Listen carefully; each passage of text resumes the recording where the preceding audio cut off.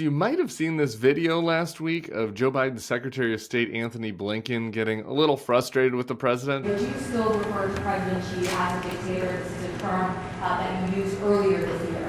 Well, look, he is. I mean, he's a dictator in the sense that he is the guy who runs the country. But I gotta say, this is another point in favor of Joe Biden, the foreign policy president of my dreams, minus Afghanistan.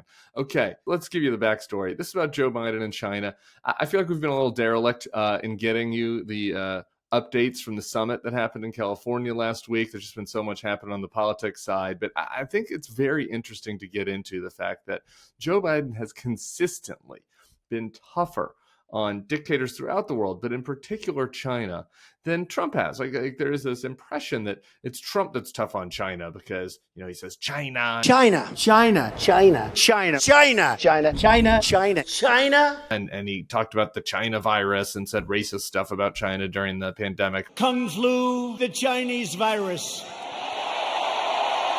Pretty much, Trump has been very accommodating towards Xi, the leader of China, on many occasions. President Xi of China, he's like a piece of steel. Strong, smart. There's nobody in Hollywood could play the role.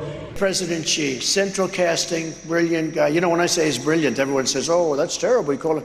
Well, he runs 1.4 billion people with an iron fist. Smart, brilliant, everything perfect. There's nobody in Hollywood like this guy.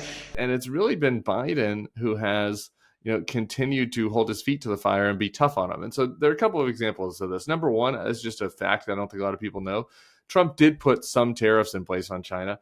Biden has kept those mostly. And, you know, I'm more of a free market guy, free trade guy. I don't love a lot of these tariffs. But again, if you're a voter who wants a president that's going to put tariffs in place and be tough on China and try to support manufacturing here rather than in China, Biden has been essentially the same as Trump on that score. That's maybe the one mark against him on this list I'm about to run down of Biden's China policy. But when it comes to rhetorically, when it comes to these summits, you know, Biden has been much more aggressive. So the video I was talking about, here's Anthony Blinken.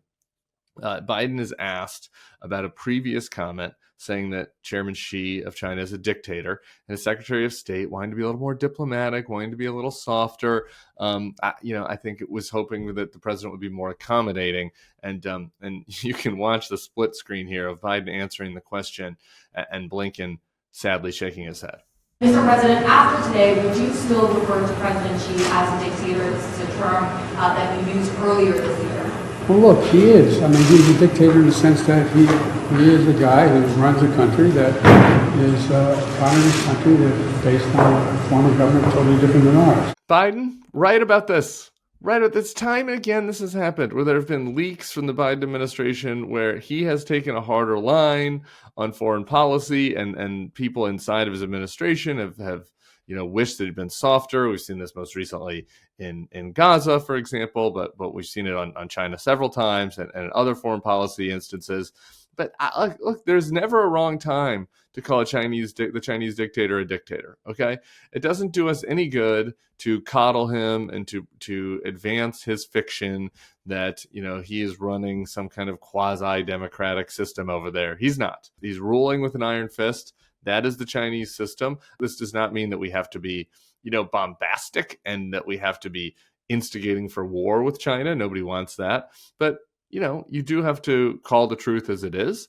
And it does have to inform our policy if we're dealing with, a country that has a leader that does not care about human rights, that does not care about the rights of his citizens, that does not care about democratic principles and mores. Dealing with that kind of leader is very different than how, Biden would deal with the leader of, Japan or France or another country that does have a democratic leader. So number one, Biden calls Xi dictator, nails it.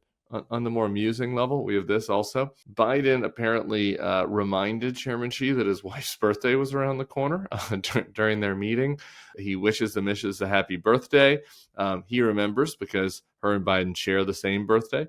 Everybody tells me Biden has dementia, but he seems to be doing pretty good. I can't even remember my husband's birthday half the time. He's remembering other world leaders' spouses' birthdays.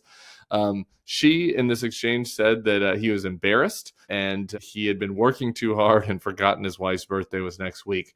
That's what you call an own. by Joe Biden over Xi. In addition to that, I think that it's worth watching this video to again see the contrast between how Biden is dealing with China versus how Trump is dealing with them. 2 days after Biden called Xi a dictator, Trump repeatedly praises Xi and talks about how he loves the way that he runs 1.4 billion people with an iron fist. He's smart. He's brilliant. He's strong. I know him very well. President Xi of China. And he's standing there. He's a fierce person. Now, the press doesn't like it when I say good things about, but, what can I say? He runs 1.4 billion people with an iron hand. And, I know that some people, it's just this Trump like word salad. And some people are like, it's good that he keeps foreigners on their toes and, all this post hoc nonsense that Trump defenders come up with to try to justify these kinds of statements. But that is crazy. It is wrong. It's insulting. It goes against American values. And guess what? I would rather have a president that sees the Chinese threat for what it is. Again, that's not instigating it. That's not trying to, be bellicose, but that is honest about our values in dealing with it. And I think that you have Trump's strategy, which is this kind of slavish bootlicking in the hopes that these dictators will be nice to us. You obviously said the same thing with Kim Jong-un. That's how he dealt with MBS in Saudi Arabia across the board. That's the Trump strategy. You have some of the more progressive members of the Biden administration that also want a softer tone, want us to coddle, don't want us to do anything that's going to make China or our other adversaries mad. I prefer the Biden approach. It's much more straightforward. It's realist. It's understanding what the threat is, what the opportunities are, and being clear about it. Here's the last one. I thought that he was a hair too accommodating when it came to the important issue of the pandas. There'd been this tension between us and China, over the spy balloons and over some other stuff recently. And, this summit was, I think, a chance to kind of have a little bit of an rapprochement over those tensions. And at the end, to signal that that we still have a working relationship together, Xi Jinping said that China will send new pandas to the United States, calling them envoys of friendship between the Chinese and American people. That's a pass for me. Okay, I know it's probably wrong. Probably the foreign policy experts would say that it would be rude or unnecessary hostile to reject these pretty gifts, these cuddly figures. They're not actually that cuddly, but they look cuddly. And to me, it's like I don't really want an envoy of friendship from China. We have a lot of great American animals. I went to the Audubon Zoo recently and saw the ocelot. Ocelots are awesome. Those are native to North America. I think that we can enjoy the animals in our habitat. We don't need these gifts from China. They're kind of rude, actually. They struggle to procreate. The whole thing feels, I don't know, like a little bit like we're playing a part of the propaganda deal. Some people got mad at me on Twitter for saying this. Some people really like going to see the pandas at the zoo. I don't begrudge you. Just saying, for me, Joe Biden has been a 10 out of 10 when it comes to how he handles Xi. And I might just have to mark it down to a 9 out of 10 for accepting the pandas. Accept your feedback for this in the comments. I'm sure I'll be roasted. We'll be back with more from all of your friends at the Bulwark. Hey, if you like this video and our content, I'd love for you to become a Bulwark Plus member. You get bonus podcasts, you get bonus newsletters, you get bonus takes from me that maybe don't come up on the YouTube feed. You can try it out for free at thebulwark.com/free trial. The link is below in the description. We'd love to have you as a member of our community. We have great commenters and great opportunities for people who want to protect democracy.